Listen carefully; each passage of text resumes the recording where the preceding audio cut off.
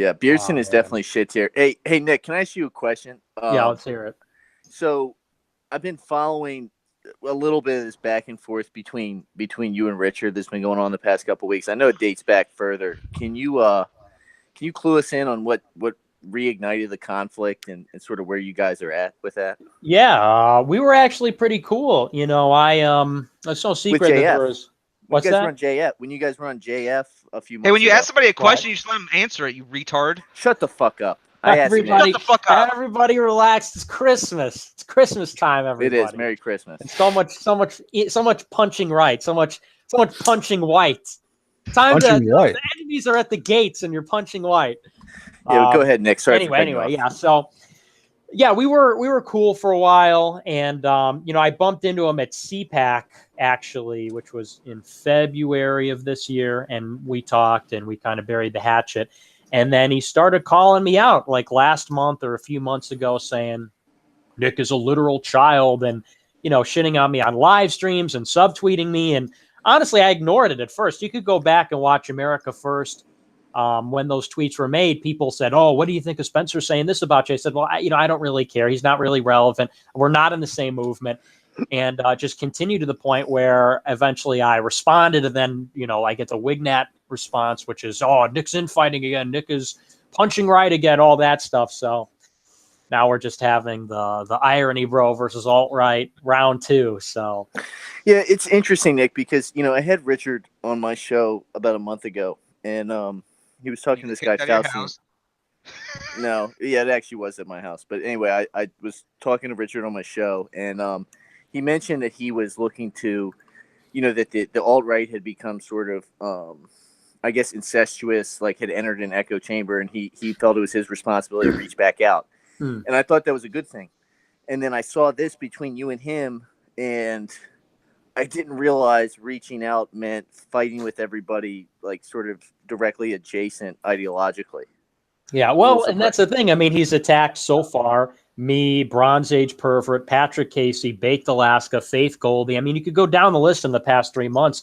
I think it is largely to do with the fact that he's got a left-wing girlfriend, that you've got his significant other probably whispering in his ears, "Oh, I don't like Trump. I don't like this guy. I don't like that guy." So I think that might have changed the equation a little bit. But it was just sort of surprising because, I never really cared for Spencer personally. I never really thought that highly of him. I did my part to sort of bury the hatchet really for the integrity of the movement so we could all kind of move on. But I was a little bit surprised that he attacked me because it's like, I was one of his only remaining allies. He lost all his funding. He lost all his institutional support. And I was one of the few people he texted or called or whatever. And then when he attacked me, I was like, what are you doing, big guy? What's going on? Yeah. So I don't mind it. I like the bants. People are like, "Oh, this is terrible. I like everybody." Like, I like to fight. I like to feud. I like to debate. But he's going to be really bitchy and like subtweet me and talk on streams when I'm not there. And then he gets invited to several debates, several platforms to, have a discussion or a debate, whatever you want to have, wherever you want to have it. And he says, I'm not going to do that. I think that's kind of a bitch move, for everybody that says, "Oh, let me pop in here." From what I heard him explain on a stream the other day, he says he's debated you twice already. He doesn't want it to be something like this where it's just people screaming all the time. Well, we had a discussion on Nationalist Review last year. We had a discussion on JF. But if he's the one with the problem. He started out saying, "Oh, Nick's brand of America First or American nationalism, it'll never work," and all this stuff. And, look, I'm willing to have a discussion. I'm willing to have a debate. We could just sling shit. I'm fine with that too.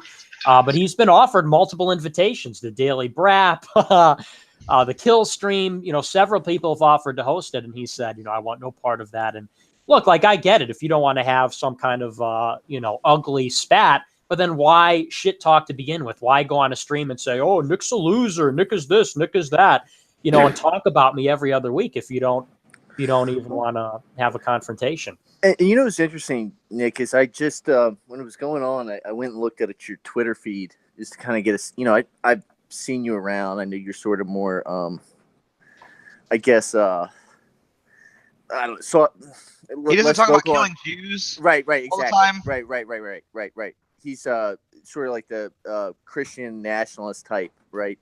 And I saw that though that you had said the American right needs to be, I think you listed out like 7 or 8 things. Mm-hmm. And one of them was identitarian. And it was like, I mean, it's a pretty strong statement, right, in our circles. And I felt like, why are we attacking a guy with, more of a MAGA guy audience who's willing to shift in that direction? I mean, I think a lot of people like yourself and sort of, everybody's shifting more towards overt nationalism. Some people, for whatever reason, may not be there because of their own, where they are ideologically themselves, where they feel like they can be. And I don't really see the point in attacking those people that from Richard's perspective might see as like a gateway to him kind of thing. Well, yeah, it doesn't make sense from his perspective, or really any perspective. He attacked. Well, I think it's very telling that he'll refuse to punch right against Paul Nealon, Patrick Little, people like that. Those people we're not going to disavow. Those people we've actually got nice things to say, or Alexandria Ocasio-Cortez, but he will go out of a clear blue sky and attack me, Faith Goldie, Bake Alaska, Patrick Casey, Bronze Age pervert. It seems to me that, like you said, all the people who are adjacent, all the people who are advancing the right ideas, the so-called alt-right ideas, they're not good enough. They have to be attacked. And the people who want us dead, people like Alexandria Ocasio-Cortez and the nut jobs, Patrick Little and Nealon, those people don't earn scorn. It's just a little bit, it doesn't make sense to me. And I don't know. He's just a nasty guy. I think everybody knows that. He's a nasty guy. He's got a lot of personal flaws, and he just can't get out of his own way. I think even people who are willing to be charitable to him might say, oh, well, he's smart, or he can write a book or something. But it's hard for me to think of any good qualities here. Look, like all I do is like pontificate about the issues of law for a hot take and write a book, but he hasn't produced that. He hasn't produced a consistent website, hasn't produced a consistent podcast.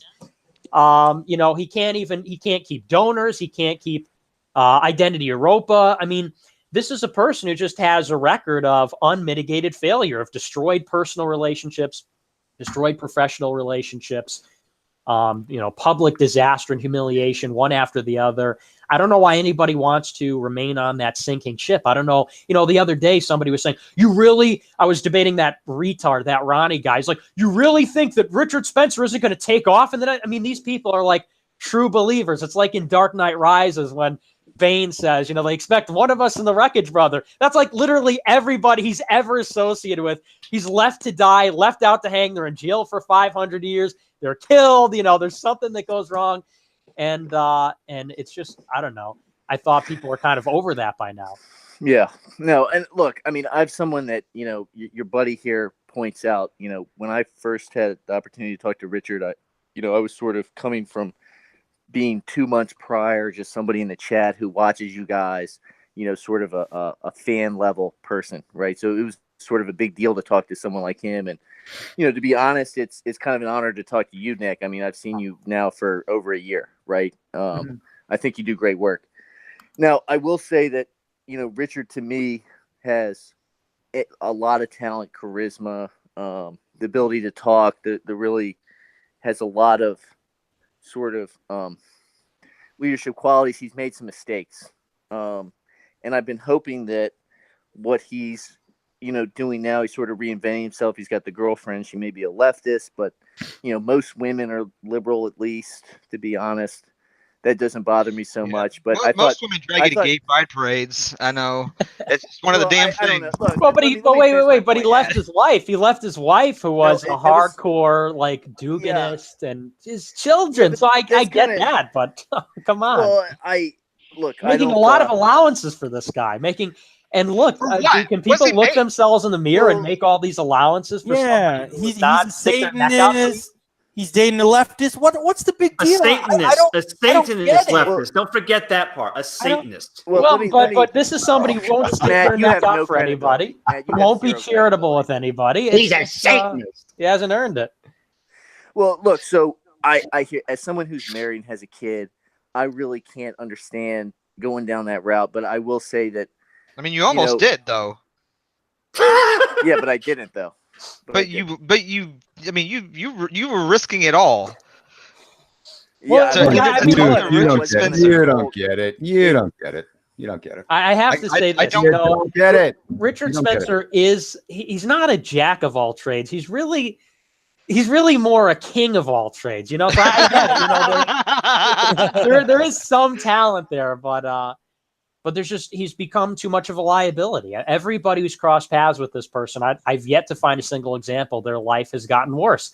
The character matters more in politics than ideology. The biggest, I think, misconception that the alt-right has is that it's all about ideas. If we just convince people of our ideas, if we just red pill enough people, if we just come up with the perfect, most right-wing ideology, we're going to win everybody over. That really doesn't matter. What matters is that you can persuade people. What matters is you have character, that you're a leader in the real sense of the words. You can organize those logistical things, those practical things. That's what matters. Not that you can talk about, a Faustian ideal and a Spenglerian idea or a Yawkian ethnostate. That matters a lot less than somebody like Donald Trump, who has tremendous organizational marketing skills. Somebody who, for better or for worse, is able to be a real leader. So, and that was what I tried to distinguish in that debate with Ronnie. But I mean, the guy was just so low IQ he couldn't function.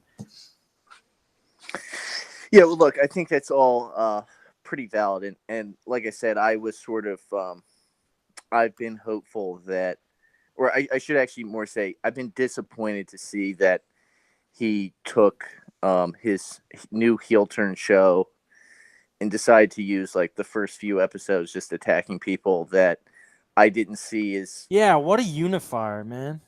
But Nick, well, really uniting the right, dude. Question for Nick here. Yeah.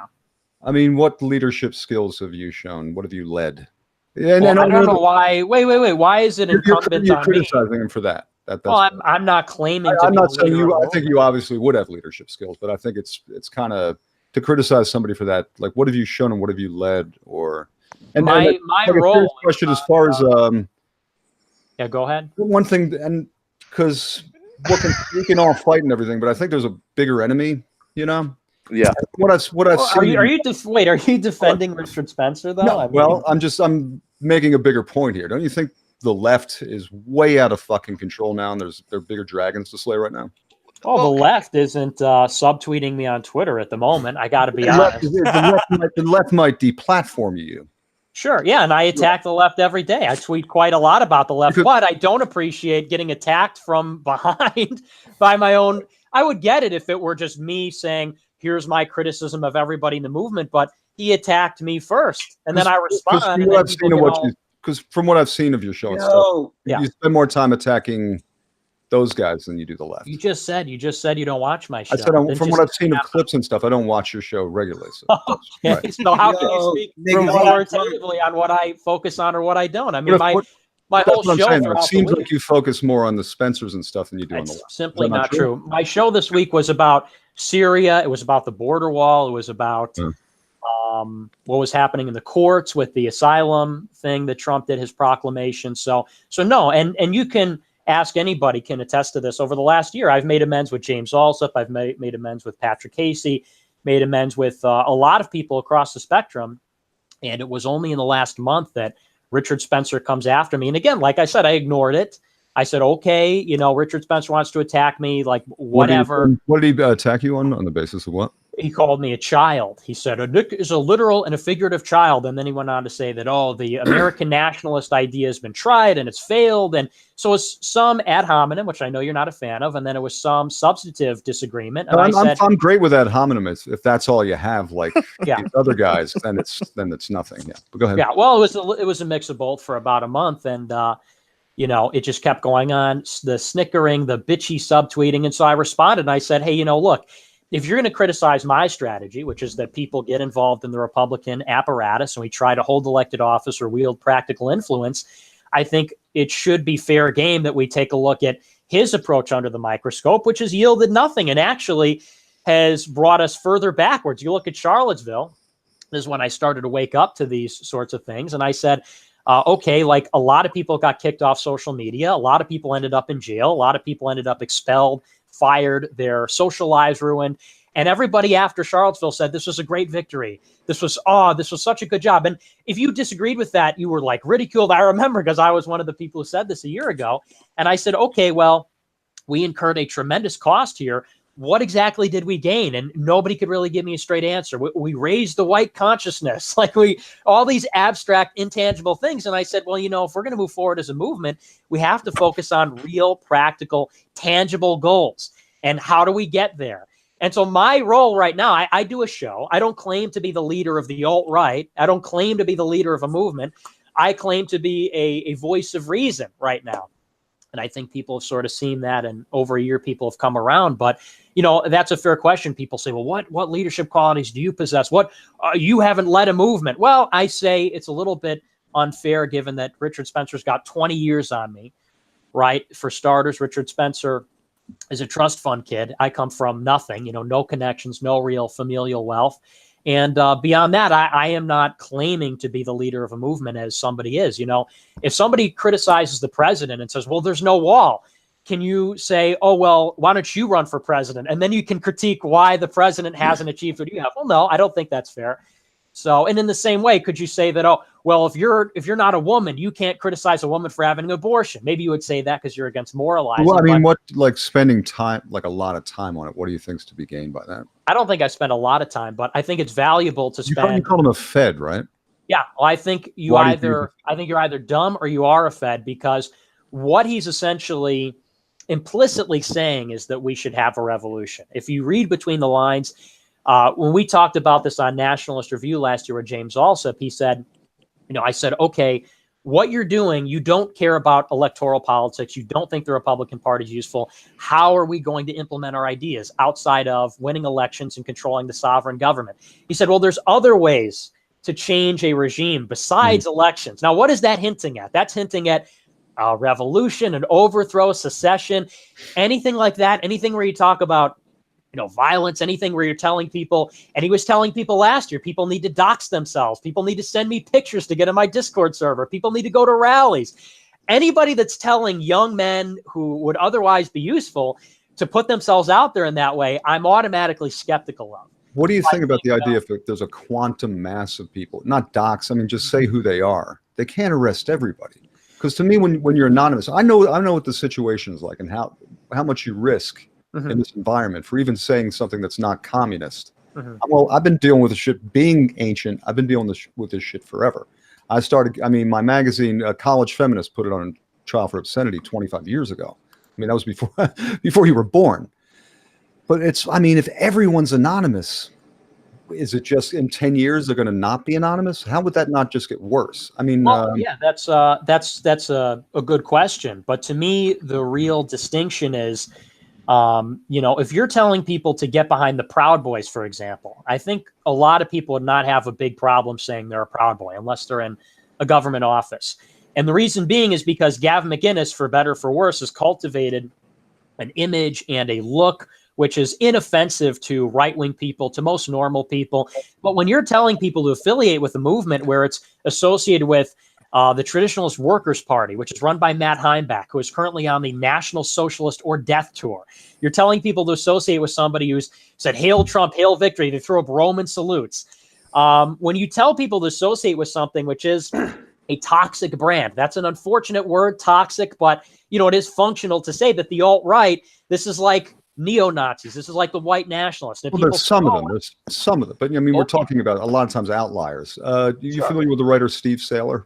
Yeah, definitely. Now, he talked about the Saylor strategy, and he said that if the Republican Party just said, we're for white people, he said they'd never lose an election. Do you disagree with that?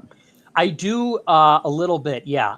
Some people say that Republicans pander to minorities for the sake of minorities, and I came to realize in a big way, Republicans pander to minorities and they don't do explicit whiteness, not just to pander to non-whites, but also to whites. Because what you got to realize about most white people is they are scared of explicit white racial identity. If you talk to regular... Do you think they've been scared into it, though? I think that's conditioned. Sure. Oh, definitely. It's conditioned, but it's a reality. If you talk to most conservatives about white identity, it's not like they're like, oh, like you're secretly pro-white too. Like, oh, this is so cool. You know, most white people, even my boomer parents, you know, it took me a long time persevering with them. Scream at them for being boomers and dismiss like their dinner conversation. Oh, okay. I'm sorry. My old parents from the boomer generation.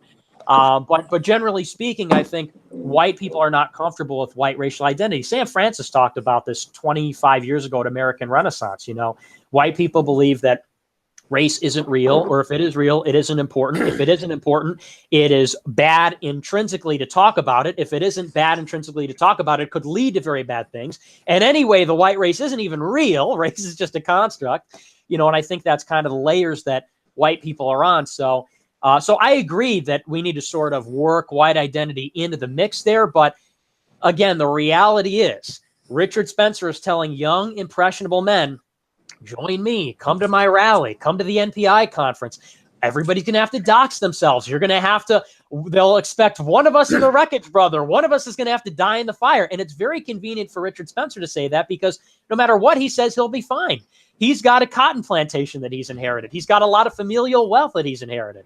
No matter what he says, no matter what he does, in terms of money, he'll be fine. He'll continue to eat. Nick, but if he tells young people, if you actually came from a not impoverished, but like working class, that's what we share. And I have trouble relating with rich people, but I think it's unfair. He kind of put himself on the line in Charlottesville. No, there was a whole police and they were pushing. Oh no, he might have to rely on himself on the line when he ran off to fuck Faith Goldie. When he ran off like a coward. He's faced a political and a social cost in a lot of ways and put himself in personal danger.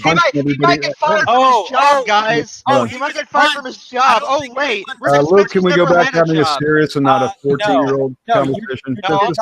This guy's too dumb to say anything. Suck my dick, Jim. You're a faggot. Damage, bro. You're a faggot. Shut up, Jim. I'm bored. Say it to my face, little boy. Say it to my face, little boy. Well, look, who took more damage? There we go. Hey, Alex. Hey, what's up, buddy?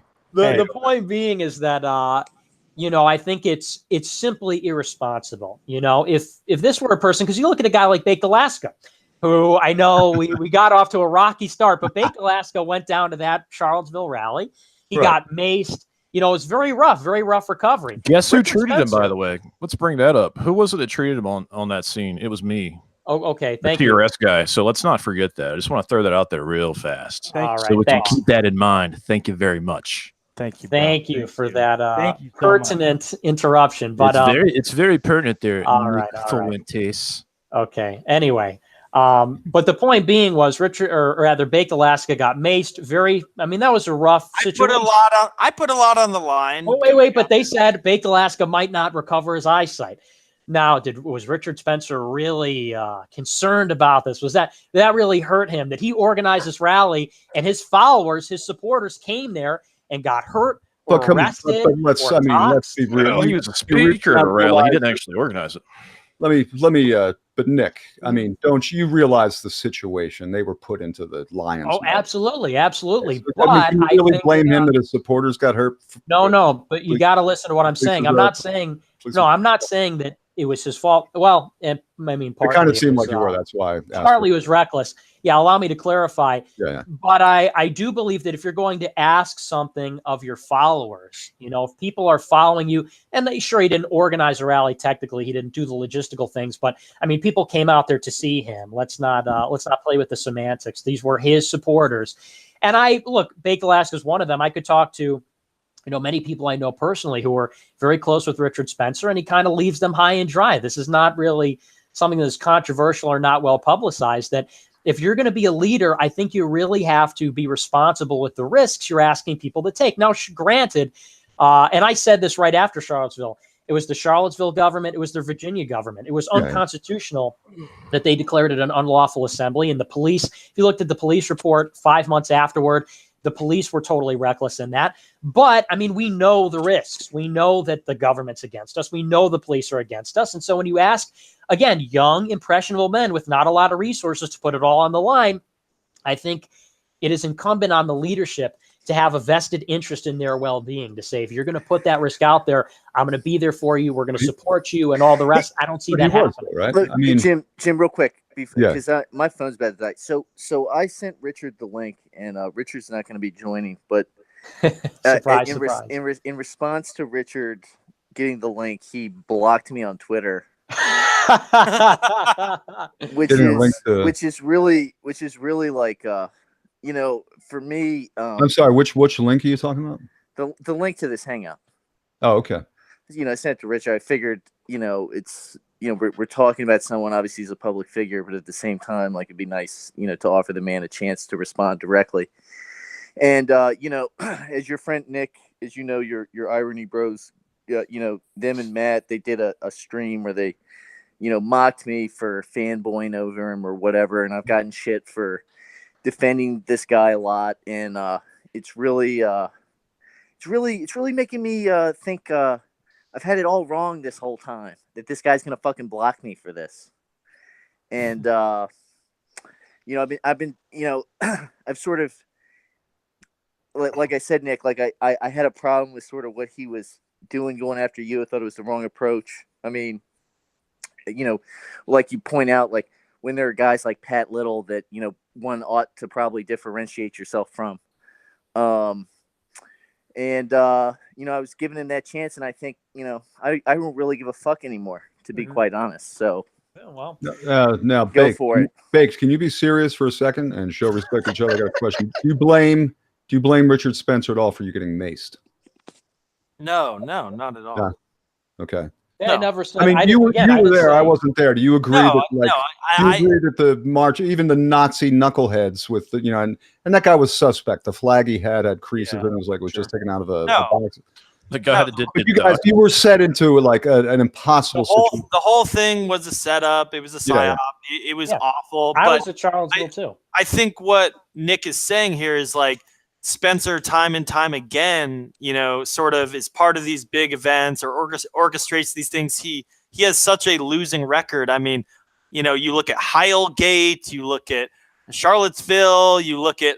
But how can he be blamed for Charlottesville? The cops. I mean, even the well, wait. I'm not blaming him for Charlottesville. No, I'm asking. You're not the one who said it. He said. Well, let me answer. So he's saying that he didn't support people that went there with Richard's interests and, that got their lives destroyed. He didn't really help anybody. Like, I mean, aside from like, all right, so where are we going with this? What's he supposed to do to help? What's that? Huh? What is he supposed to do? Maybe give some financial aid, maybe help people out with their hospital bills. Sam Hyde donated $5,000 to find my attacker. He wasn't at Charlottesville. He had nothing to do with Charlottesville, but he cared about me because he's my friend. Okay. So that's the type of thing, just trying to help your own guys out. Like, right. I accept personal responsibility for everything that I've done and everything I did there. I'm not saying it's Richard's fault. I'm just saying that, you should provide some support for people that you say are under your wing. Well, and here, I'll give you another example because I think this is... Real quick, Luke, my friend JB is trying to get on. You keep kicking him off. He's my co-host. I apologize. I just need to keep the size of the pedal. I'm sorry. That's all right. But so here's another example, which I think illustrates the point. There's a couple of episodes that I remember. Recently, Jack Posobiec, it was reported that he was like photographed with Richard Spencer. There was that connection with those two guys. One of them killed himself. Another one was like planning violence. But in any case, Richard Spencer sat down, I think with Vice Media or Antifa, like a left-wing group, and did an interview and basically said, like, yeah, I knew Jack Posobiec. And what do you think the intention of that interview was? Richard Spencer knows that he's a human wrecking ball. Richard Spencer knows that if he does that interview and says, yeah, I was associated with Jack Posobiec, he knows that's going to hurt Jack Posobiec because he knows that he is toxic. But is he toxic because of the environment or because of something about him? That's the thing. And this is a serious question. Thanks, Nick, for at least taking serious questions and answering them. I mean, I think what I feel like you guys kind of abandoned something is that you seem to stop realizing it's that side that's demonized or like defines what's toxic. Richard, I never heard him advocate violence. Whatever he does in his personal life, I don't know that. I don't think that's really even germane to what's going on. But it seems like it's a failure, like because Baked at one point he said, well, he's responding, or Charlottesville happened, and that was his answer. But there's no way that was his fault. Whatever he did with his friend. Name one thing Richard has been a part of that has been good. Name one person that Richard has been involved in their life. Yeah, you say I don't know. I don't know about his personal relationships. No, just name one thing that he's done that has helped the right wing or helped anybody or the white race or anything. Yeah, like I mean, most of it's propaganda, and he's done enough propaganda. What have you done? He does done a lot of propaganda. He has legitimately. Well, that's if you're going to challenge him, what have you done? What have I done? To help the white race. Yes. What have I done? We're talking about. We got somebody from the gas station. Oh, how's it going, Goyam? What's up? What's up, Nikki? Everyone subscribe to the Daily Brap. And Joe the Boomer. Hey, what's up, guys? Yeah, how's it going, guys? Showing up. Yeah, I just wanted to pop in and say thanks for all the free fucking advertising, you noodle-armed little faggot. How'd that go for you, man? I saw you piling through all the negative comments on my fucking tweet and liking the negative comments. Seems like you're a little upset, man. You seemed tired on your show yesterday. You think I was tired from liking replies to your tweet? No, it seems like you were tired from losing a little bit of fucking sleep knowing that we're getting more viewers than you. I really do. You keep me up awake at night with your TRS light stream. I'm really kept up awake by the gas station. That's not derivative at all, by the way. You know, the gas jokes are still funny, big guys. It's totally not a stale meme from 2016. Yeah, the fat I don't give a is still real cool. Yeah, no, that's fantastic fucking comeback. Well, wait. I loved your video. I loved your video the other day where you're like, "Oh, this Nick Fuentes says we're just like TRS," and then your fag co-host is like, "Well, TRS is freaking awesome. That's a big compliment." And then we are freaking awesome. Did you see my performance in court the other day? Then to top it off, you're like, "Yeah," and anyway, we never claimed to be original. So, I mean. Yeah, we literally didn't, man. We came up with the name of our stream about 5 minutes before we went on air. But like I said, man, we're getting close to the numbers that you're getting, and we've only been doing it for a month and a half at this point. So you got a dead channel, Nick. A dead fucking channel. Train. You know you're going down. Chugging right along. Hey, no. I believe for Saren, real quick, Nick. Real quick. So, Saren, before you come on, Bake had asked Jim about what Richard had contributed to the movement or contributed for white people. What is your answer? My answer and what he's contributed for white people? Yeah, no, I said name one good thing that he's done for white people. Oh, I would say that he's brought the discussion of white consciousness into the mainstream at the very least. I mean, the media seem to love him, and that's not brought into the consciousness. The media, that's a reliable source of honesty. Yeah. You know, him going around getting interviewed by Vice and making everyone look like feds and wignats. That's a great job. You know, doing the little piles. Great job, guys. Wait a minute. I want to say thank you to Mr. Luke Ford for holding the stream. I'm Joe the Boomer, by the way. How's everybody doing? How's it going, man? Luke, let JB on, please. Thank you very much.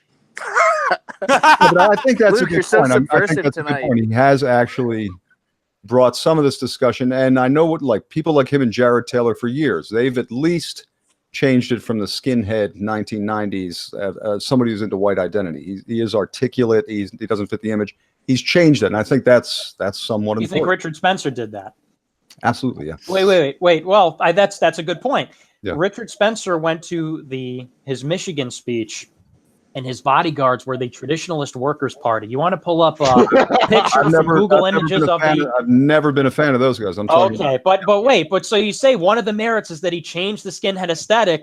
Okay, maybe for about 5 minutes, and then Identity Europa left him, and he brought out Commander Heimbach and the Cuck Box to escort him into Michigan University. Now, to me, if I want to associate with Jared Taylor, I like Jared Taylor. All right, I spoke at American Renaissance. I'm a big fan of Jared Taylor, but Jared Taylor never got escorted anywhere by Matt Heimbach. And again, take a look. Matt Heimbach did the National Socialist or Death Tour.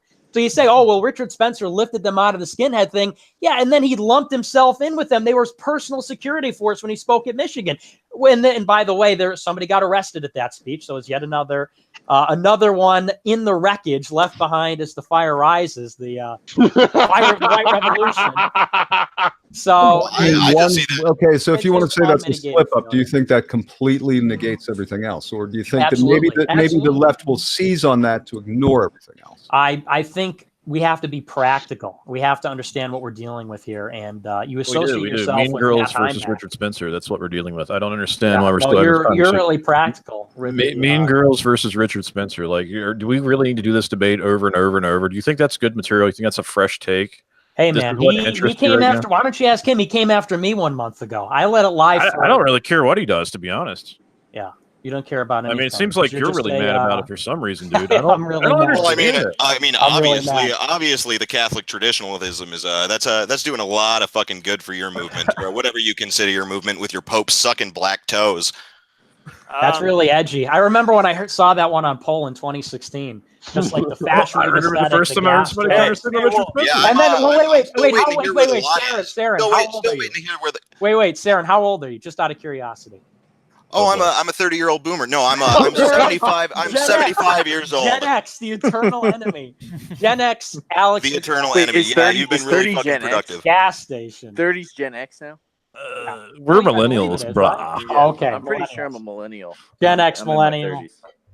Well, anyway, I've got to go. I got to run. Luke, thanks for having me on. Everybody, thanks for talking to me. It was interesting. I hope we can, you guys can have something relatively productive now that the weekly sweat is gone and he's not talking about just getting it, you know.